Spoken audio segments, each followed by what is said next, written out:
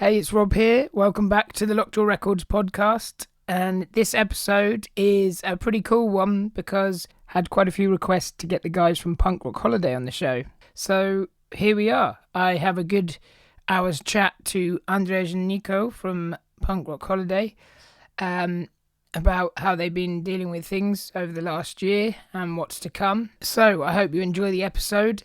Let's kick off with a banger then, and I'm going to spin one of the new Belvedere tracks. Belvedere was just released this week, 14th of May. This is Comrade, featuring Roger from Less Than Jake. There are some things we need to get up. There are some things we need to say. Coordinated to divide us. Disinformation on display.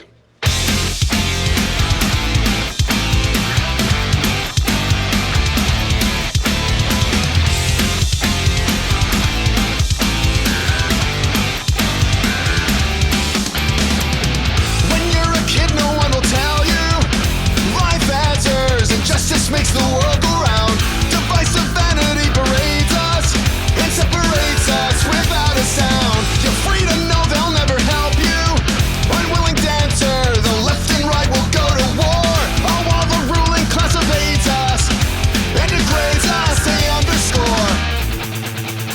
But when your life is stolen, your dreams are open. Emotions stretch you to the brink, and when the seams are broken,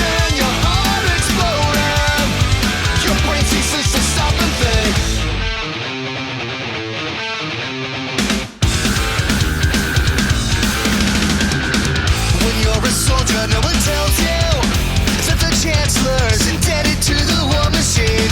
From poverty built to enslave you, no other option, control both teams. You're bound to know they'll never free you, cause they're the cancer and what produced a million screams. So strike below at the support beams. No reservation, no authority. But when your life is stolen, your dreams are open.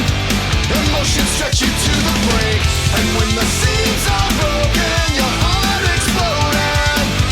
Your brain ceases to stop and think. Come join the strike against the ones who hoard. Don't be distracted from the ones who dodge the sword. Bring back community, daughters and sons. Unite as one. Cause when your life is stolen, your dreams are open. Emotions stretch you to the brink, and when the seams are broken, your heart exploding. Your brain ceases to stop and think. But when your life is stolen, your dreams are open.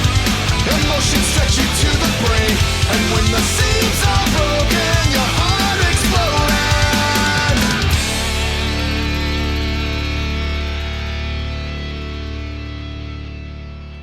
Absolute banger. If you enjoyed that track, don't forget to check out the whole album.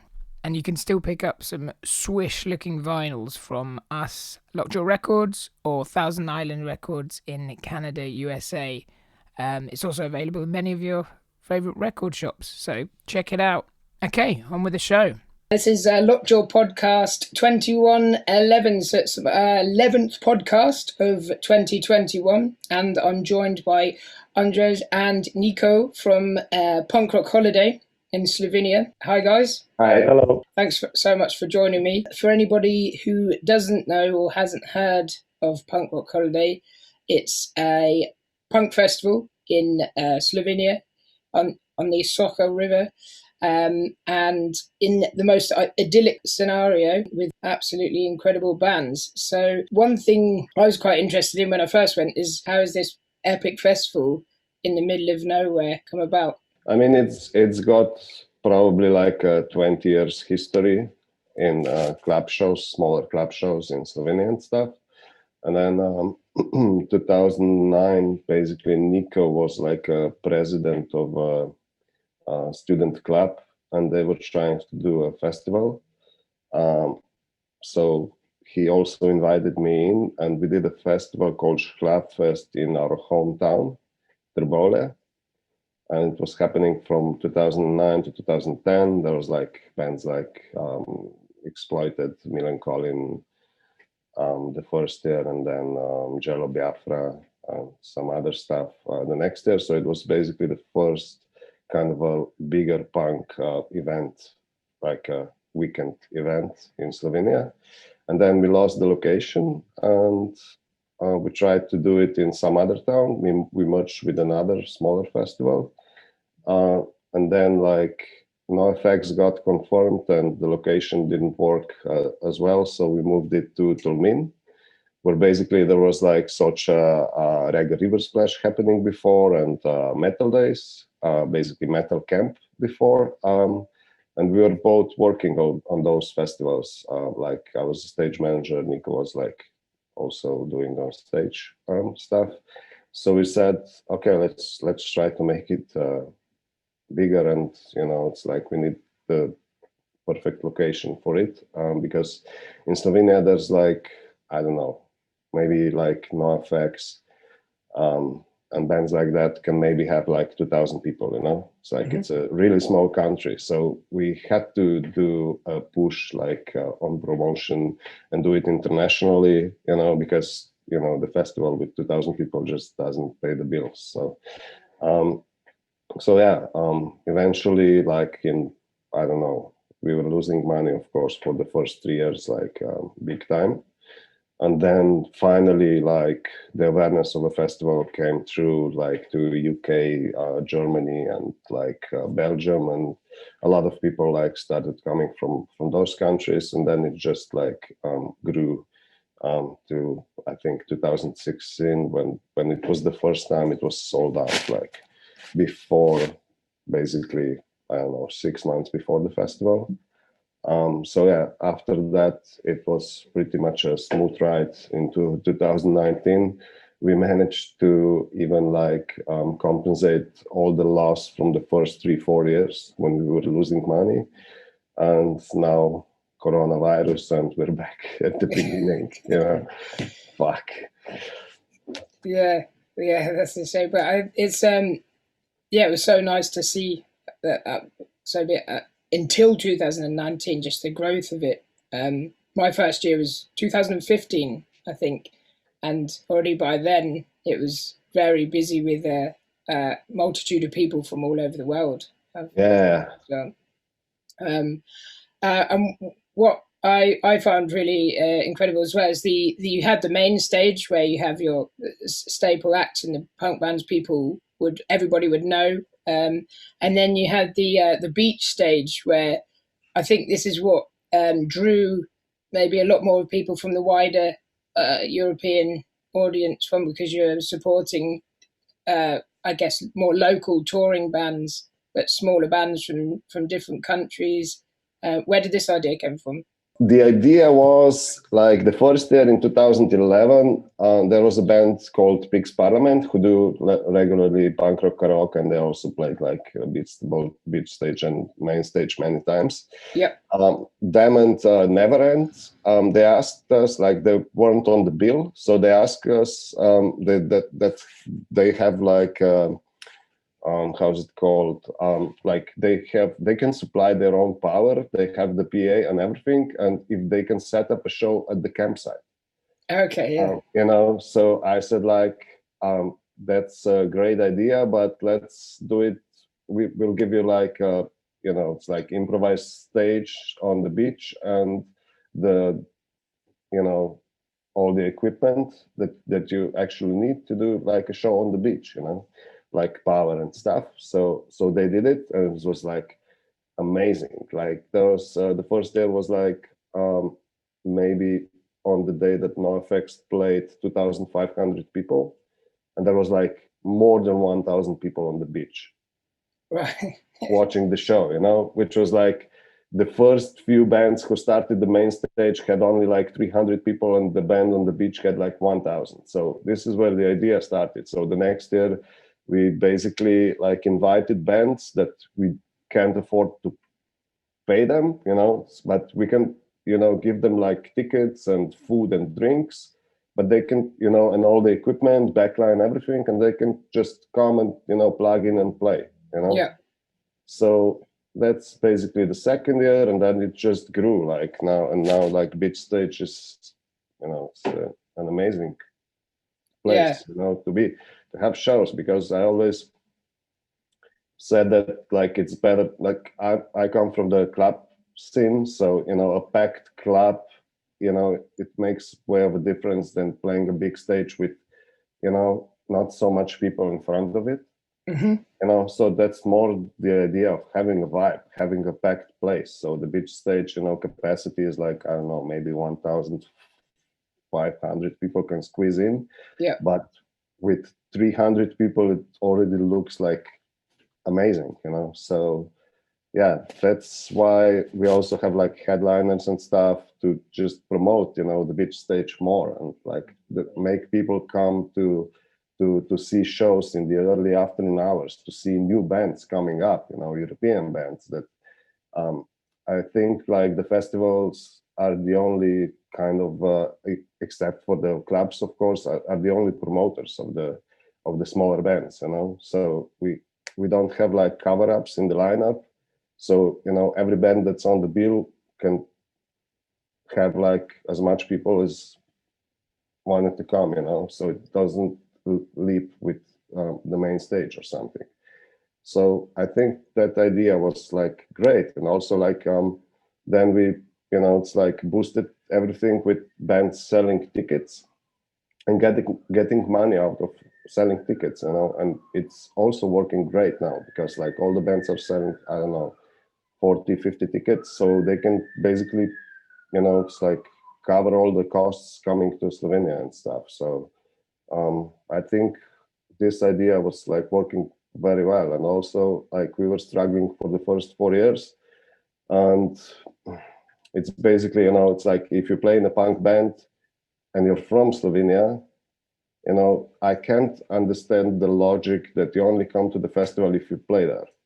Why don't you come as a visitor, So that's how we wanted to like get people involved, because we're not doing the festival just for the two of us, it's for the scene, Yeah. It's like getting the word out that Slovenia exists, that Slovenian punk scene exists, so that people like, can meet other bands, like, and start touring with other bands, so that like also, I don't know, Slovenian band invites like a band from UK and vice versa. So the network can start. So, and I think it like for the bands who understand this idea, I think it works like really well. And it's like I said before, it's not the festival from two people. It's like for everybody involved, as a visitor, like as a, I don't know, promoter from some other country, you can meet like other people. It's like networking happening in one place, and it's a great place to meet people, and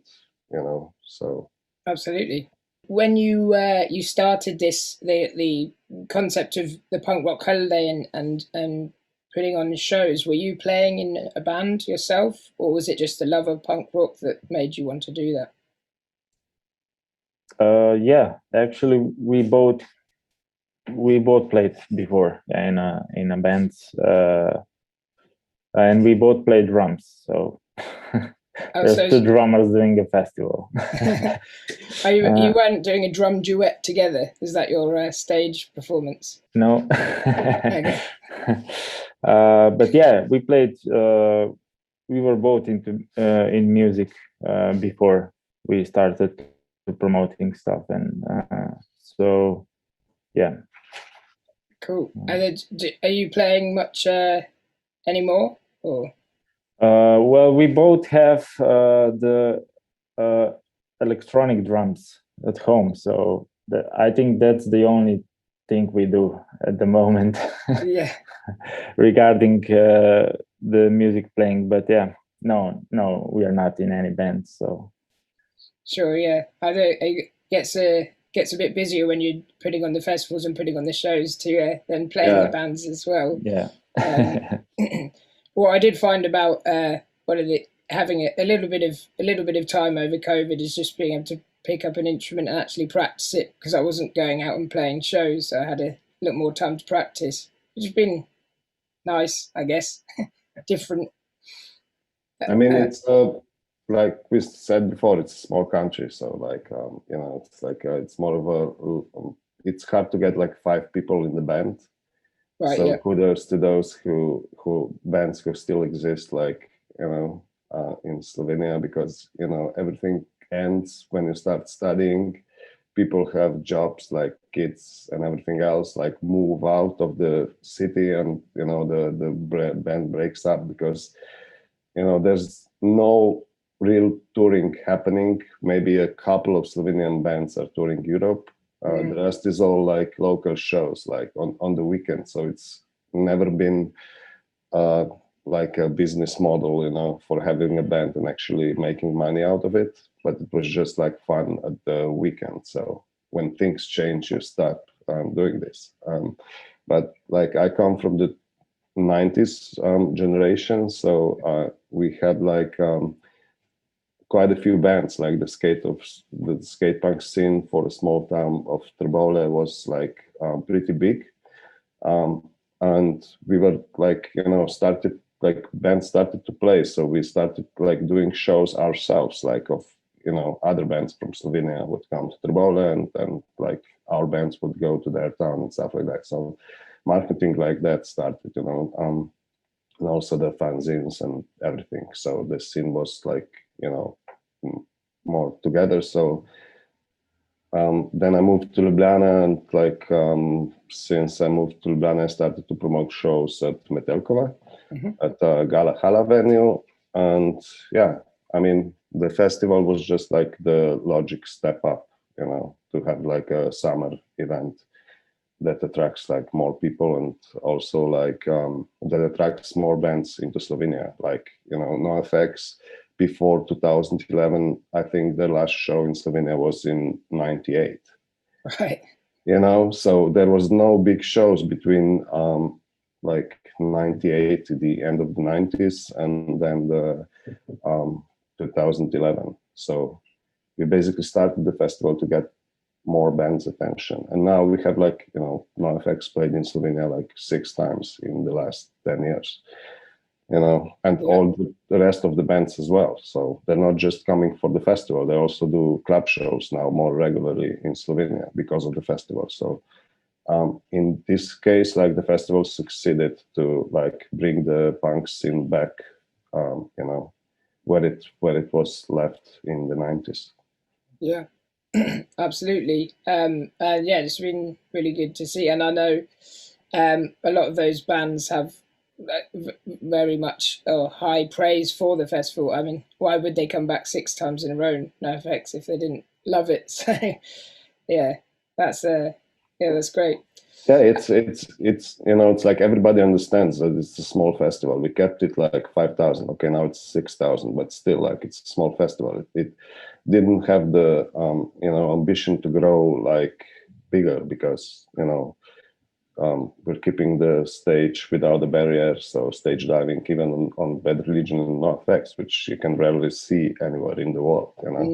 So it's really like a boutique festival. We want to keep it that way, and the bands like really enjoy it. Like most of them come for to Tonin for 2 days, to just chill for 1 day, because it's like a beautiful nature, and also the festival. They watch other bands that they rarely do. Normally it's just touring, and like we do the festival from Monday to Friday, which was also the financial issue, because if we did it on the weekend, we would have to pay a lot of money, because festivals in Germany on the weekend pay a lot of money, so none of those bands would be able to turn them down and play Punk Rock Holiday for like 3 times less money.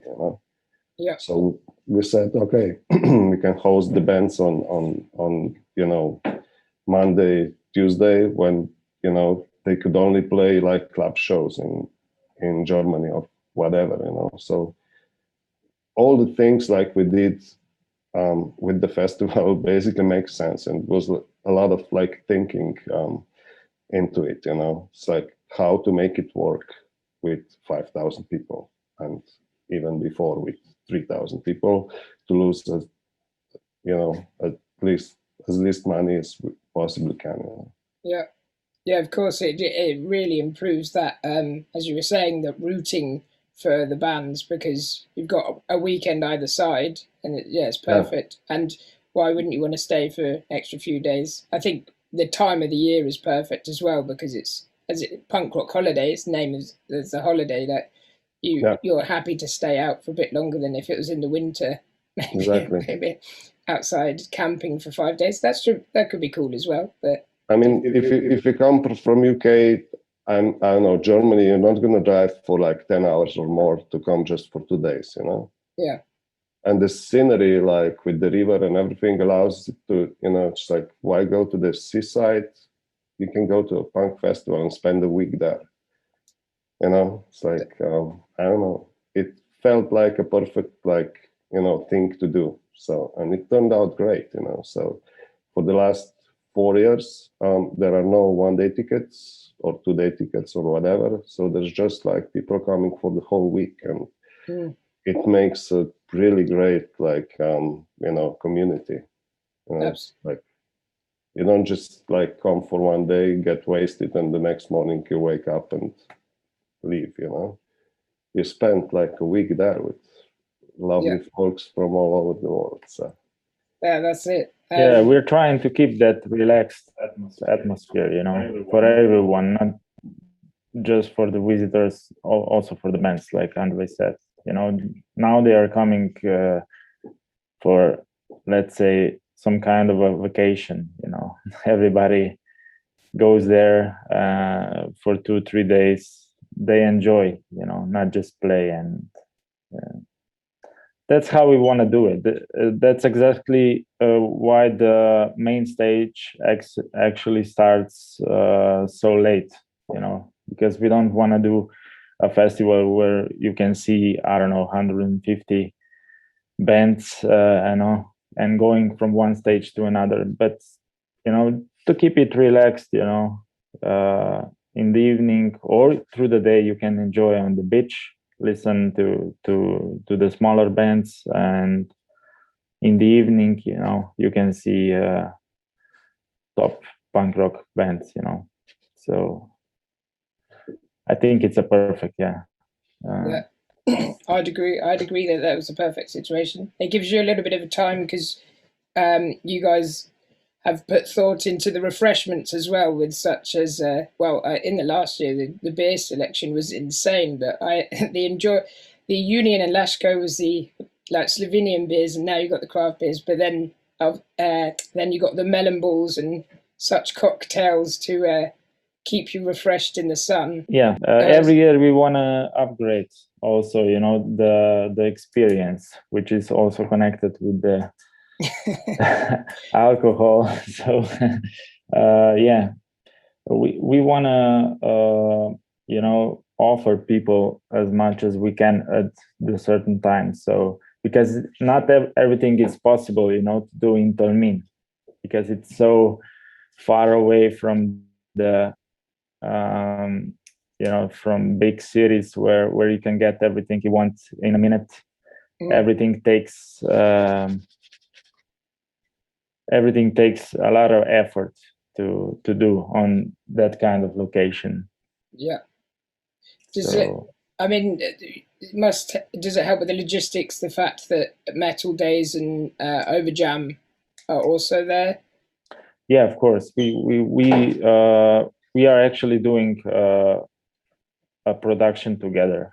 So what we use together, we of course book, and that's how we kind of reduce the costs also. So, and it's a little bit easier, of course, because the production crew, the main production crew, it's basically the same, and it's from Tolmin. So these are the local guys who knows the area really good, and people, you know, because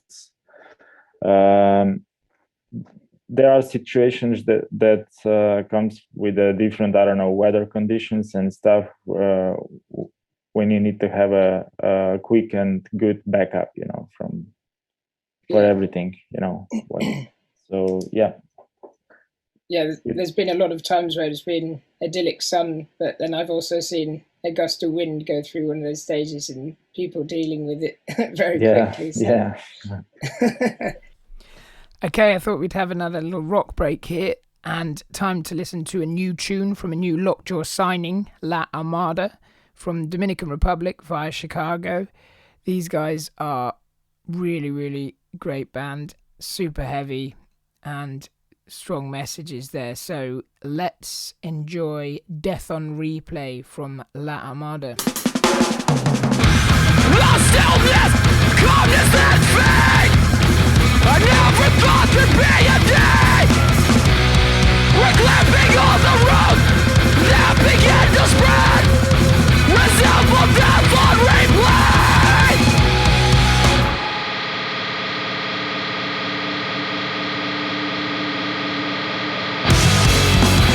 Programmed to disappear.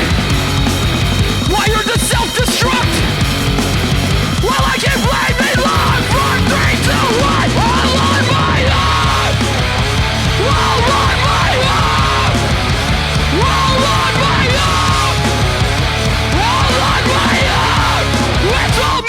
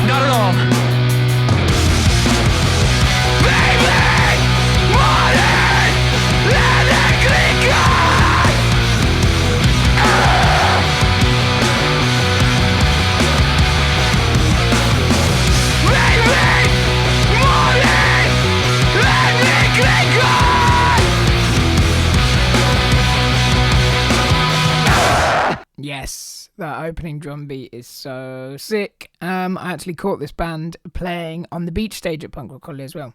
Topical. Okay. 2020 was meant to be the 10th anniversary, which will still happen, I guess, but it's been postponed. And there was talks of it being the last one because of a road going through. As far as I've read somewhere, is that going to work in harmony with the fact that you guys could continue doing what you're doing? COVID allowing, obviously. Yeah. At the end of 2019, we managed to get a meeting with the authorities, like with the, it's like everybody in charge of this project, like including the mayor of Tolmin, who invited us. We had like a really nice talk, like we gave them like all the ideas, like and to present them how the festival works and everything. So we got like a map on which like the road was already on, so we kind of just flipped the camping site a little bit, like right now when you come to the campsite, if you go like just camping, and if you just park, you go to the right, and everybody else was going to the left. So now we just flipped everything on the map. Okay. So the parking would be on the side where the Hofer supermarket is, and like all the other visitors would go like by the cemetery. It works like there's was like a discussion when the works would actually happen. There's going to be noise, there's going to be dust, there's going to be everything. So we managed to get the okay that the works would stop during the festival. So maybe the festival would have to be a little bit smaller for the the time when the works are actually happening. So that's going to be like 2000 end of 2022 probably, or end of this year. We don't know yet. But yeah, we managed to get a deal that the festival stays in Tolmin. That's great. So yeah, that's awesome. So just nice. Yeah, and they are also willing to close the road during the festival. Okay. So yeah, that would also be one of the. I mean, it's looking good. So nothing's gonna actually change.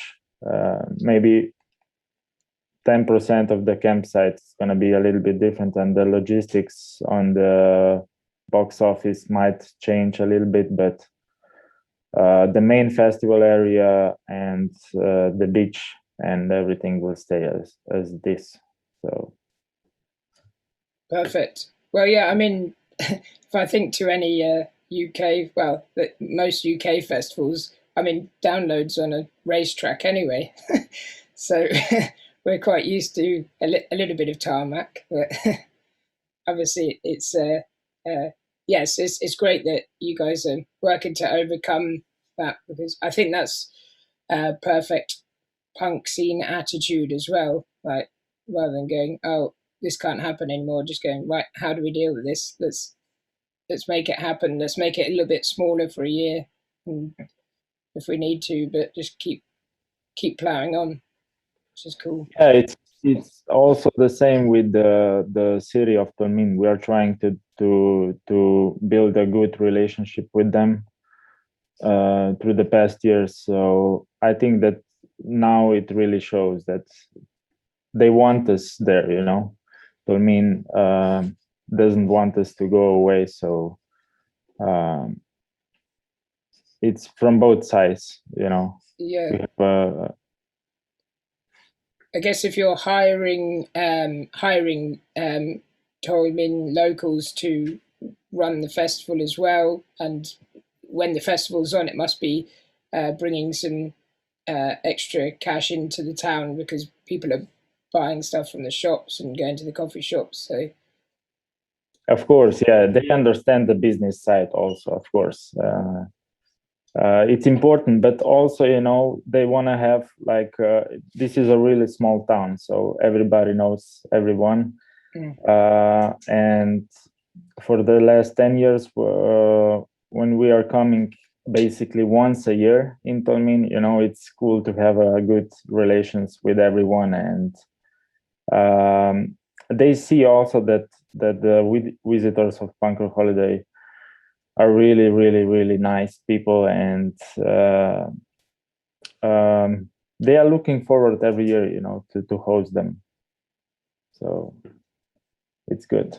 Yeah, I mean, that's what you need to rely on as well, that when you've got 5,000 people coming to a small town, that everybody's going to be respectful.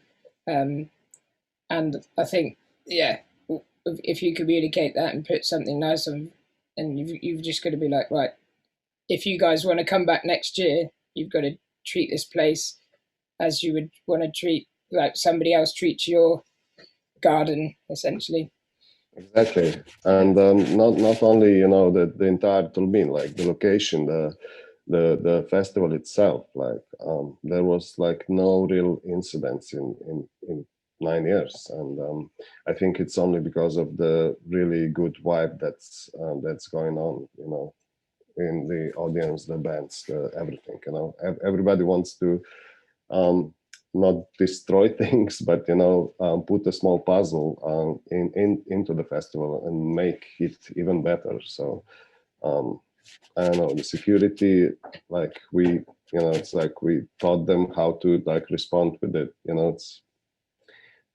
It's hard to get like in this small country the people who would actually be the security guys from the punk scene. So it's regular security guys who work in like most of the concerts groups in Slovenia with whatever the music genre is, you know. Mhm. So we had to taught them how to deal with the punk community and everything, you know, just to be nice, you know, that nice. If you're nice to the audience, they're gonna like be nice back, and that's how, you know, it's like everything works in the same way.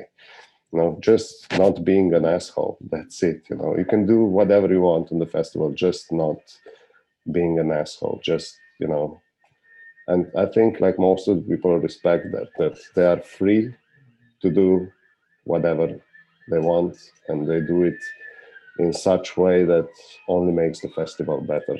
You know, there is no bad ideas happening, only the good ones Yeah, and the positive ones. So that's cool. And yeah, so coming on to the COVID situation now, with last year, as with many festivals and all shows, we had things postponed until this year. How's that affected? I mean, do you guys work alongside Punk Rock Holiday with other projects, or have you had to change your career path just for a year to get over this? Or the problem is with this situation is that, you know, it's like that you don't know what's going to happen next month. You know, last year Slovenia was really lucky. You know, there was like just a few hundred like people got infected in the first wave, and at the end of May, you know, it's like there was already no restrictions basically. You know, so the shows were starting to happen.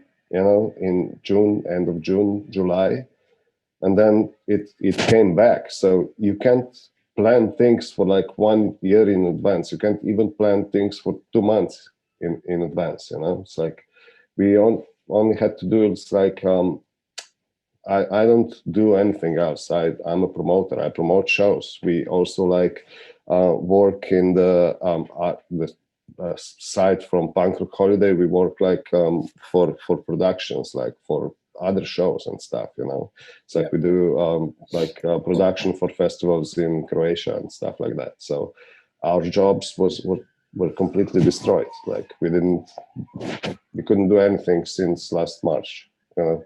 And it's yeah, we should like probably start thinking about like getting another job, but nobody knows what's going to happen in the next 2 months. Who's going to employ somebody, you know, who's just waiting to get his, you know, job back.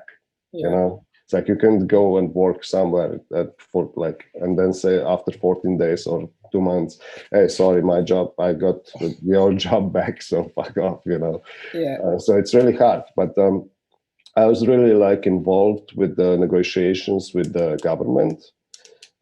So basically all the musicians and everybody in the music scene is getting like universal, like some money, you know, to support from the government, which is 700 euros.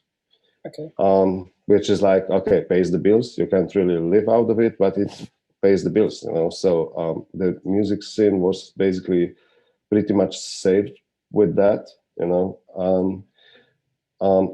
Those were the self-employed, and all the companies that employ people, they get like 80%, I think, of the salary, even though they're not working. So, so basically, like the people are surviving this, but not the companies, of course, because like the company has expenses and stuff, and also like we invested like all the money into promotion, you know, before January when the festival was sold out. So like the 100% of the money we meant to invest in promotion was already spent, and you know, now the festival is canceled, you know. So I mean, lucky enough, the people were so cool about postponing the festival that nobody actually, like, we didn't have to return the tickets.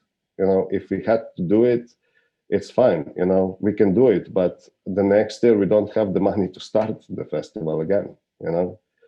And it would like, we definitely like, it would destroy the festival if we had to return the tickets. So it's really like, thanks to everybody. This is the biggest support the festival can get. You know, I know it's like, you know, it's like nobody's gonna die, of course, from this like 120 euros. You know, it's like if the people would really, really badly like need money back, we would, of course, like, you know, refund, no problem. Yeah. You know, but I think like everybody knows that it's an investment that, you know, one day the festival comes back, they can come back, and you know, it's a sure thing. You know, it's like, and if the festival can never happen again, we're gonna like refund. We're doing everything to keep the money, so we can, you know, at the end of the day, like refund people, of course. I think that's the, you know, the fair thing to do. Sure. You know, and it's like a mutual respect. We want to keep the festival going. We want to keep shows going. We want to keep this thing going. So hopefully not. It's not going to be a long time when we can basically return to the shows. We can see, like in America, shows have started to happen. So I think in the next few months, Europe will go on the same bus. So. Yeah, for sure. And I think it's really important for mental health and the fact that people are locked in at home or just having to work more and wait because everything is pretty unsure. Having something to look forward to, such as a festival that you know what time of year it's going to happen, really, but it might be next year. It's still something to hold on to and look forward to. And you'll be like, at least next year, I'm going to meet up with my mates in the most beautiful part of the world and have a nice time. Like, if you can afford to keep invested in that, I think that's, yeah, it's good for everybody, really. Yeah, definitely. I mean, I really hope this would stop, because like, you know, it's like this is no life. Like at least like the bars are open now, so you can basically sit down with somebody and have a talk, like over a cup of coffee, if not a beer, you know. So, but yeah, shows, man. Like the live stream events, you know, they prove that no, it's like shows are shows with actual people in the venue. No interactions with people within like the bands and audience. Like that's the most important thing for the musicians. I think most of the musicians want to play live shows, not, you know, studio shows. You know, that's for a few professionals, you know. But if you're in a, you know, real like punk or rock and roll band, you want to go around the world, like meet new people, you know, share ideas, like meet people, actual people, not, you know, clicks on the internet. So yeah, I was going to ask that. Did you facilitate any of that? As obviously it made sense to kind of do some if it was work, but was there any of that happening in your venues in Ljubljana, the live streaming events and such? yeah, there is a venue, Kinošiška, but it's a public venue, so they can afford it. Like our office is just like across the street, you know. They have all the money, you know. People are employed there, and they get like government money to do events like this. This is not feasible, you know. They sell like between 200 and 1,000 tickets, you know. But you know, the shows, like everybody's complaining about the empty venue, and also the costs are the same, you know. So if you do it DIY, you know, if I want to do a show, it would still cost me like, I don't know, 5,000 euros. Yeah. You know, so I'm never going to sell 1,500 online tickets to cover the expenses. So it's definitely, and it's also like, you know, the expenses are even higher. Okay, you save, you don't need the security, you know, but you need all the technicians. You need to clean the venue anyway, because there's like 15 people like doing stuff. Plus, you need, like, if you want to do it properly, you need like a video crew, which also costs money, you know. Yeah. So and also like there's an absurd situation with I don't know how's it called, like the authors' rights agency, which is like GEMA in Germany. I don't know, what do you have in UK? The normal percent for live shows was 10%. You have to pay for the royalties, you know, and they like just a month ago they raised it to 11% for live stream shows. Right. And everybody that was doing live streams has to pay for everything in the back. It's like not just from now on, but everything that you did, you need to pay back. And also, the law is that the ticket tax for the cultural events for the tickets is 9.5%, but for live stream events is 22%. So it's basically 1/3 of the money that you get from tickets. You have to pay for the royalties and the tax. That's so disgusting. If you're not like a publicly funded venue promoter, whatever, you can't do events. Also, you can't do events with sitting people 2 meter distance. Yeah, that's crazy. But it's hard to believe, well, the logic on that, apart from the fact that they're not getting anything from live, so they just hoisted it up, the cost up elsewhere, which is, pretty horrible, really. But, so I mean, fingers crossed that these vaccines start coming out and we can have these vaccine passports and get people traveling again. Exactly. Yeah. I mean, it's a huge debate about this, so hopefully like people will get smart and because like a lot of people like don't want to get like vaccinated, which is gonna like even prolong things for another year maybe or two, but no, I know that like in the punk scene most of the people are supporting this idea, and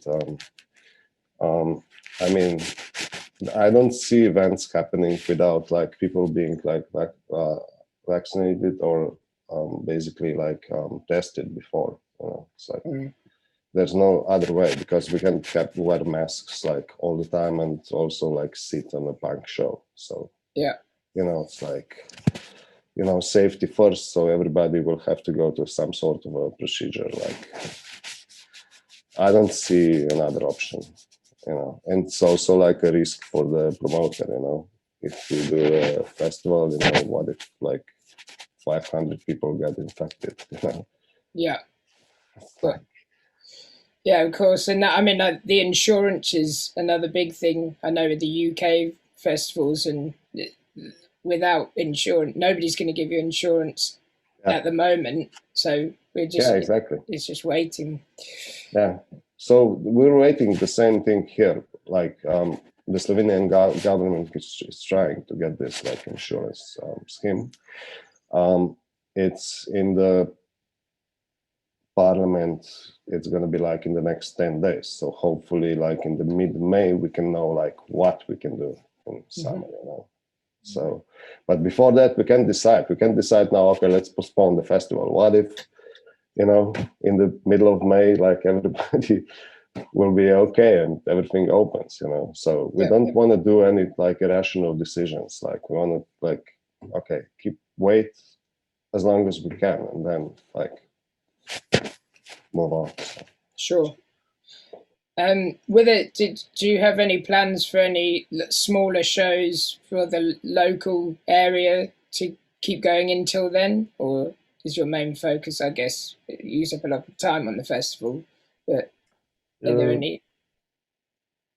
Like Andrej said before, we have a plan. If probably Punk Rock Holiday is not going to be possible to do this year, but if it's going to be possible to do under the normal conditions, we'll probably do something in Tolmin, some small event maybe.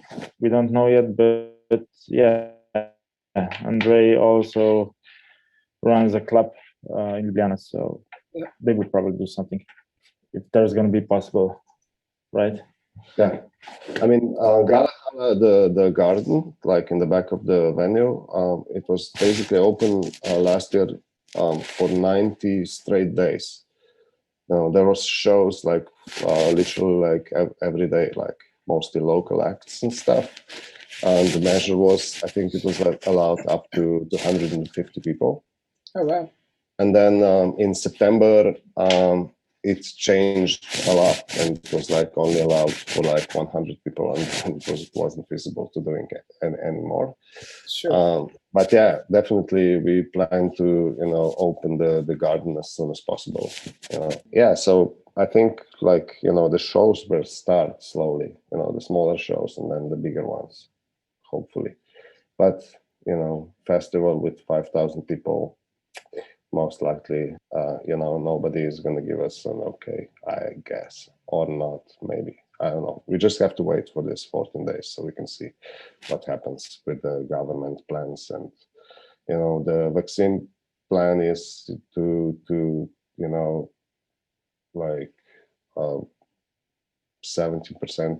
of the population would have to be reached by July 1st. So, which is like, okay, so then we're saved, So, but I don't believe that this is going to happen in the EU.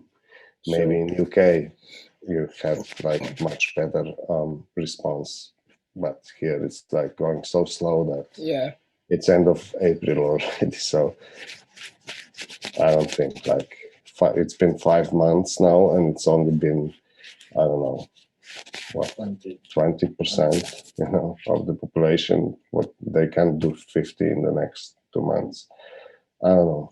I don't buy it, but maybe it happens. Yeah. Yeah. What's the situation in UK now? Okay, so we are in a similar situation with we had the bars and gardens only, so that started rolling out, and the vaccines have started rolling out. So my age group should be vaccinated by the end of August. Anybody younger, so 18 and below, they're not high risk, so they won't be having them. So they're thinking it'll be end of August for the majority of people. So it is definitely happening much quicker than in Europe now or in the EU. So that's a good thing. Any shows like in the near future that's supposed to happen, like that didn't cancel or postpone yet, like in June or July? Festivals are disappearing. Well, moving till next year. They in the last in this last week at Download Festival, 2,000 Trees, Boomtown last night, I think they've all postponed. But I think, as I was saying before, I've heard that it was an insurance thing, that they couldn't get insurance from the insurance company, so they can't afford to risk it for this year. We've got a couple of like outdoor shows, like small shows, maybe 100 people, I guess, in outdoor areas for the summer lined up, but that's it. Like nothing huge has been announced really. So there's, I think October, November time, there's a couple of like larger events, punk events that are still on the cards. But yeah, we'll need to see really. Once I've gone to my first show again, I'll believe it. But it just seems like such an alien dream world. Like I don't know. Definitely. I mean, I hope like the people will stay. It's like the audience stays, because it's basically if it gets postponed again, it's going to be like 3 years between one punk rock holiday and another. Yeah. So. Look, I was talking to Tim from Manchester Punk Festival about this as well, and he was saying the same thing. He was just like, I just hope that people come back, because some people are, I guess, growing up and having families in this time. It's like every 5 years you have like it's like you have to get new audience, younger audience, because like, yeah, people get jobs, kids, whatever. They don't go to every show again, so you have to get new people, So it's gonna be like a horrible time. That's why I'm saying like we're gonna have to spend like at least twice as more for the promotion for the next festival. You know, so I don't think it's gonna go like it was for the past 4 years that the festival was sold out like this. You know, things are gonna change definitely, and also like I don't know. I just hope like the people from the scene and everybody like didn't lose like jobs because of COVID and everything. So I really hope like it's not gonna affect like the entire population in general, but it's like we're gonna survive somehow. The promoters, the bands, everybody else. So as long as people like survive to support the scene, to keep it going. So that's the main issue I think we're going to face in the next few years. It's not going to be the same. It's not just going to automatically like jump back into 2019. It's never gonna, a lot of people are asking me like, I mean, they're talking about, yeah, you'll see when you open the shows, they're going to be packed. Like everybody's missing shows. I don't buy it. I don't believe like this is the case. It's not one thing. It's like the bars are open for 1 year and that everybody goes like to have a beer the first minute the bar opens, but shows are different, you have to buy tickets, you have to plan, like it's an expensive business. It's like you have to really like plan and invest in a lot of money before the show actually happens. Bars are, you buy a beer for £1 and you sell it for 5 the next minute.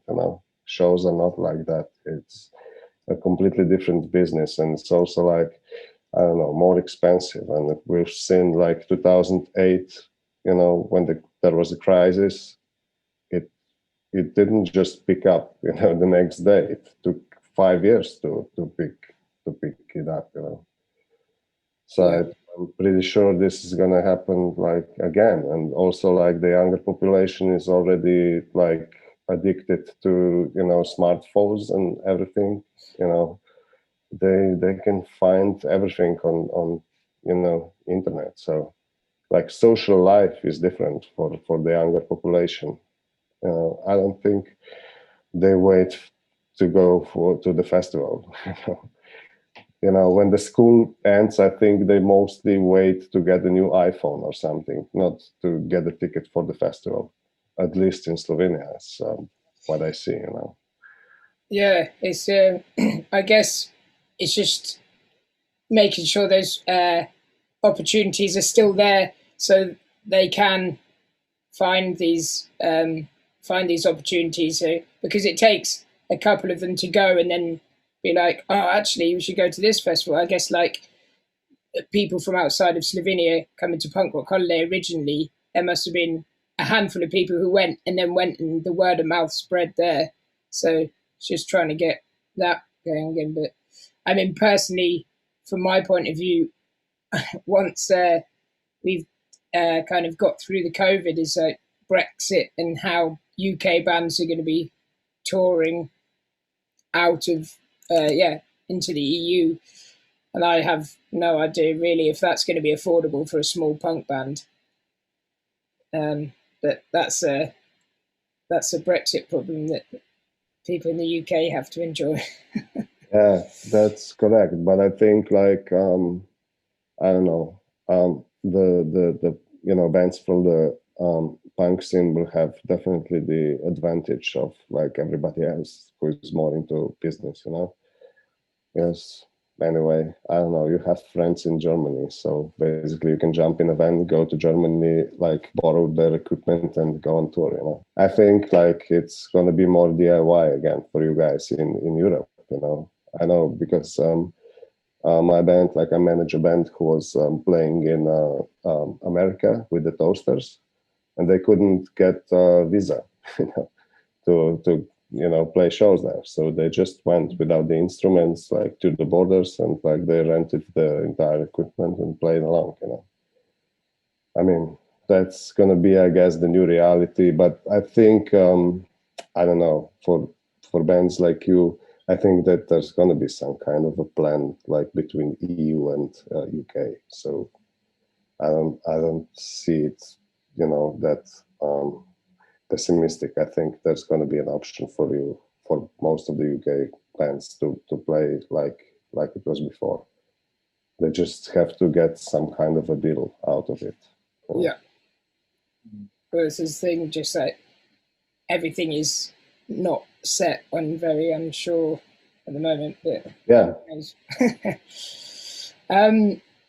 Well, to kind of start wrapping it up on hopefully a little bit more of a positive note, I was quite interested if you guys had any bands, Slovenian ideally, or at least from around your area that you're excited about at the moment or that you've been following. There's like a couple of bands, actually. Most of them they played like Punk Rock Holiday before. There's not really new bands, but there's 2 new projects basically coming up, but they're both like in Slovenian language, which is great after all this time that bands from Slovenia wanted to, it's like do music in English, which apparently, it's not our first language, so it's hard to express, the right way. It looks stupid to sing in a language that you don't understand, especially in a punk band where lyrics are really important, The message to the lyrics is important.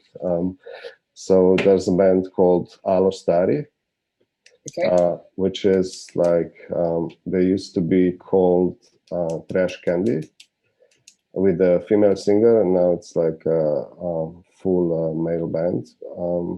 And they have like, a dialect thing. They're from Maribor, so it's like their dialect, and it's like really cool band. That's also like picking in the charts, it's like local radios and stuff. Oh, cool. So that's like really good, for the scene to have a band that, that goes like Elvis Jackson did in the end of the 90s, Yeah. It picks the punk rock scene up, definitely. But other than that, I don't know. It's like we have to wait for the shows to start happening to see what new stuff we get, Yeah. I was never a fan of like, so much listening to the music, but going to shows and seeing a band live is, for me, when I see a band live, I can say, okay, it's a good band. Yeah, of course, that makes sense. Any from you, Niko? Was that covered it really? Well, actually, I would agree with Andrej regarding Slovenian bands. Probably Alostari are now the hot stuff. From European bands, the last thing I listened was from Krang. Oh, yeah. And I like it a lot. So yeah, that's a great new album. Yeah, it is. So I would suggest that everybody needs to check them out if they didn't yet. So cool, nice. Well, yeah, thanks so much for joining me today, guys. It's been really, really nice to chat. Some interesting things. And yeah, let's stay positive and see each other soon for a festival and some melon balls. Yeah, definitely. I was gonna say beers, but yeah, melon balls. And beers, yeah. Cool. Just like balls now. Yeah. Yeah. Hopefully soon. Yeah, absolutely. Cheers, guys. Yeah, thank you, Rob, and hope to see you soon. Thanks again to Niko and Andrej for joining me on that chat. I thought we'd just end up with another tune, and as we had Krang mentioned back there, it would be rude not to play another Krang track from the new album, Make Arcade Great Again, released on Spam Records and available from the Lockjaw store.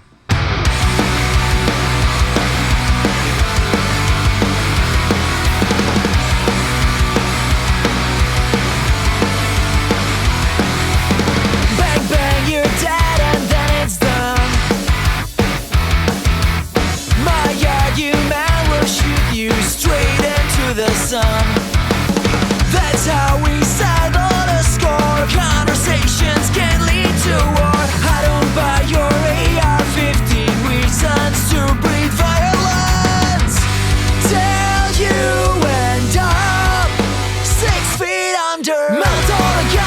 phasers to stun, and nobody will ever die by the barrel of a gun, by the barrel of a gun.